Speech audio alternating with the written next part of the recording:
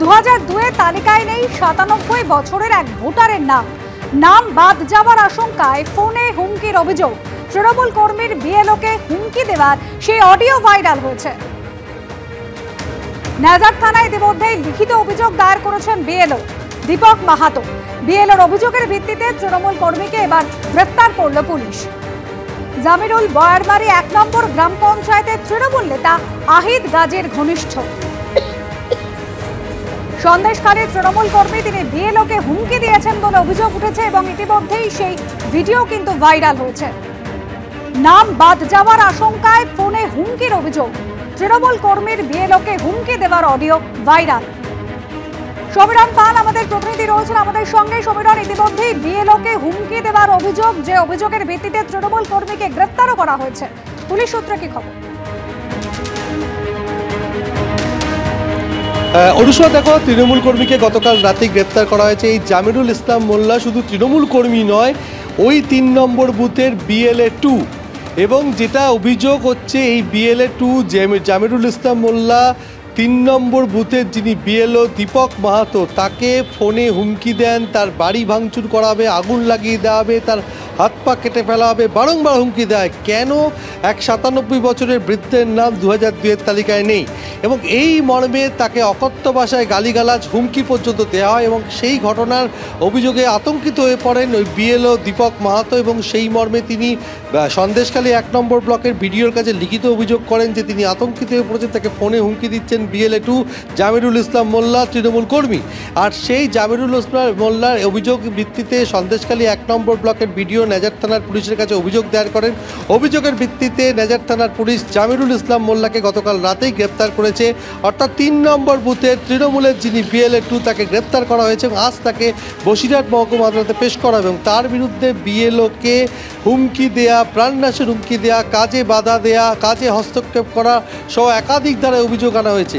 কিন্তু এই যে অভিযোগ আনা হচ্ছে সেটা পরিষ্কার বলা হচ্ছে যে এই যে পরিবার, অর্থাৎ যাদের একজনের নাম 97 বছরের বৃদ্ধের নাম 2002 তালিকায় নেই, সেই পরিবারের 3 জন সদস্য যখন SIR ফর্ম নিয়ে যায় ওই ক্যাম্পে, তখন তাদের ফর্মে যে 2002-এর যে অংশ রয়েছে সেখানে তারা কিছু পূরণ করেছিলেন, সেই জায়গাটা অভিযোগ তাদের কেটে দেন ওই BLO দীপক মাহাতো। এই নিয়ে গণ্ডগোল এবং তাদের অভিযোগ তাদেরকে বাংলাদেশি বলা হয়েছে।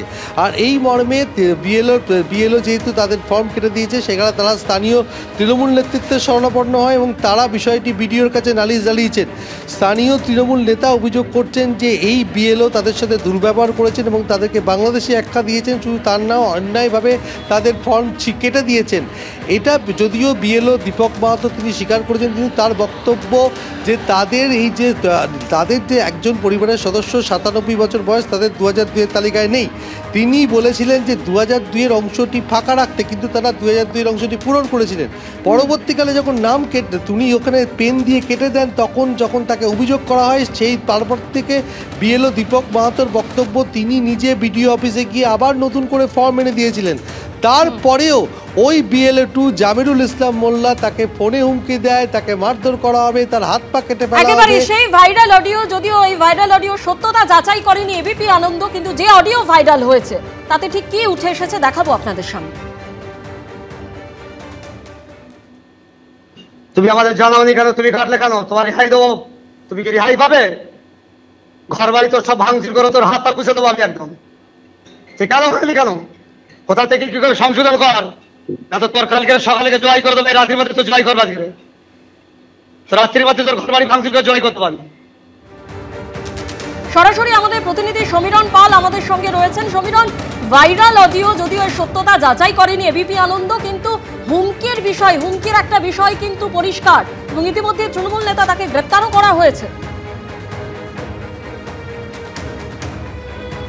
একেবারেই তাকে গ্রেপ্তার করা হয়েছে স্বর্ণালী, শুধু তাই না, এবং দলের তরফ থেকে যেটা বলা হচ্ছে যদি তিনি হুমকি দেওয়া থাকে সেক্ষেত্রে আইনের পথে চলবে। কিন্তু প্রশ্ন হচ্ছে একজন BLA 2 এই জামিরুল ইসলাম মোল্লা একজন বিএলএ 2। আমরা দেখেছি যে বিএলএ 2রা বিএলওদের সঙ্গেই থাকেন এবং বারবার বিরোধীদের তরফ থেকে অভিযোগ করা হচ্ছে যে এই তৃণমূল অর্থাৎ শাসক দলের বিএলএ 2রা তারা প্রভাবিত করছেন সংশ্লিষ্ট বিএলওদের।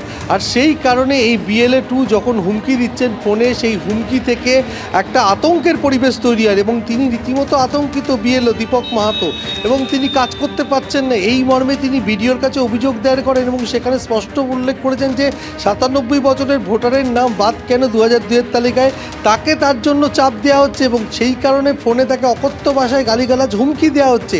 এবং বারবার প্রশ্ন উঠছে বিরোধীদের তরফ থেকে যে শাসক দলের এই বিএলএ 2রা তারা একেবারে ছায়ার মতো তাদেরকে ঘিরে রাখছেন, তাদের কাছে হস্তক্ষেপ করছে। কিন্তু এক্ষেত্রে যে সাংঘাতিক অভিযোগ, যে অডিও তুমি শুনলে, যে ভাইরাল অডিও, জামিরুল ইসলাম মোল্লা তিনি নিজে একজন তৃণমূলের বিএলএ 2, তিনি যেভাবে বিএলওকে হুমকি দিচ্ছেন তাতে বিএলও আতঙ্কিত হয়ে বিডিও শরণাপন্ন হয়েছেন এবং সন্দেশখালী 1 নম্বর ব্লকের বিডিও নেজার থানায় লিখিত অভিযোগ দায়ের করার পরে লিখিত অভিযোগ দায়ের করা হয়েছে এবং সেই ভিত্তিতে তৃণমূল কর্মীকে গ্রেফতারও করা হয়েছে। কিন্তু যেভাবে তাকে ফোনে হুমকি দেওয়া হচ্ছে বলে বিএলও অভিযোগ করছেন, তিনি আতঙ্কিত।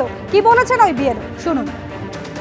গ্রামে গিয়ে কাজ করতে দেখলাম যে একজনের লিঙ্কেজের বিষয়টা নিয়ে দেখলাম যে অনেকটা গড়মিল রয়েছে। আচ্ছা, তাদেরকে বুঝিয়ে বললাম, দেখুন এই লিঙ্কেজটা তো আমি মিল পাচ্ছি না, তো সেক্ষেত্রে আপনারা এই 2002-এর ঘরটা ফাঁকা রাখলেই ভালো হতো। মানে অ্যাকচুয়ালি আপনি যে তথ্য পেয়েছেন সেখানে 2002 সালের তালিকার সঙ্গে মিল পাচ্ছিলাম। সেটা বলার পরে কি হলো? সেটা বলার পরে আমি আমার নিজের অভিজ্ঞতা দিয়ে 2002-এর ঘরটা 1 কলম চিকে দিয়ে করেছিলাম। সেটাই আমার ভুল হয়েছে, আমি জানতাম না। পরে আমি বিডিও অফিস থেকে আমি জানতে পারি, সেটা গিয়ে তাদেরকে বুঝিয়ে বলি যে আমার ওটা ভুল হয়েছে, আমি নতুন করে বিডিও অফিস থেকে ফর্ম নিয়ে এসে আপনার বাড়ি দিয়ে আসবো, আপনি ফিল আপ করে রাখবেন, আমি আবার নিতে আসবো। তারপরে হুমকিটা কে দিল? জামিরুল ইসলাম মোল্লা। কে করেন তিনি? তিনি পার্টির সদস্য হতে পারে, তৃণমূল দলের। কি হুমকি দিয়ে কি বলেছিল আপনারা? হুমকি দিয়ে বলেছিলেন যে তোমার ঘর বাড়ি জ্বালিয়ে দেবো, পুড়িয়ে দেবো, তোমাকে কেটে কুচি কুচি করবো, এই রাতের মধ্যে তোমাকে ঘর বাড়ি থেকে জ্বালিয়ে পুড়িয়ে করবো। বিএলও কতটা আতঙ্কিত তার বক্তব্যেই পরিষ্কার, এবং এই বিএলওকে হুমকি দেবার অভিযোগ উঠেছে, যার বিরুদ্ধে সেই তৃণমূল কর্মীকে ইতিমধ্যেই গ্রেপ্তার করেছে পুলিশ। জামিরুল ইসলাম মোল্লা বয়ারমারির 1 নম্বর গ্রাম পঞ্চায়েতের তৃণমূল নেতা অহিদ গাজীর ঘনিষ্ঠ, তাকেই পুলিশ গ্রেপ্তার করেছে। ভাইরাল হয়েছে অডিও, যদি ওই অডিওর সত্যতা যাচাই করেনি এবিপি আনন্দ।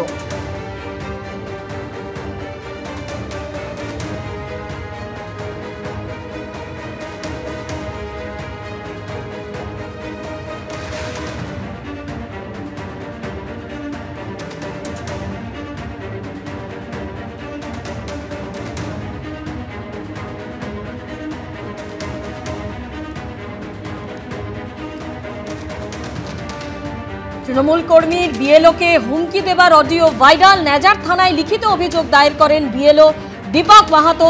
বিএলওর অভিযোগের ভিত্তিতে তৃণমূল কর্মীকে গ্রেপ্তার করেছে পুলিশ। তুমি আমাদের জানাওনি কেন? তুমি কাটলে কেন? তোমার রেহাই দেবো? তুমি কি রেহাই পাবে? ঘর বাড়ি তো সব ভাঙচুর করে তোর হাত পা কুচে দেবো আমি একদম। সে কেন হয়নি কেন? কোথা থেকে কি করে সংশোধন কর, না তো তোর কালকে সকালে জয় করে দেবে, রাত্রির মধ্যে তো জয় করবা দিবে, রাত্রির মধ্যে তোর ঘর বাড়ি ভাঙচুর করে জয় করতে পারবি।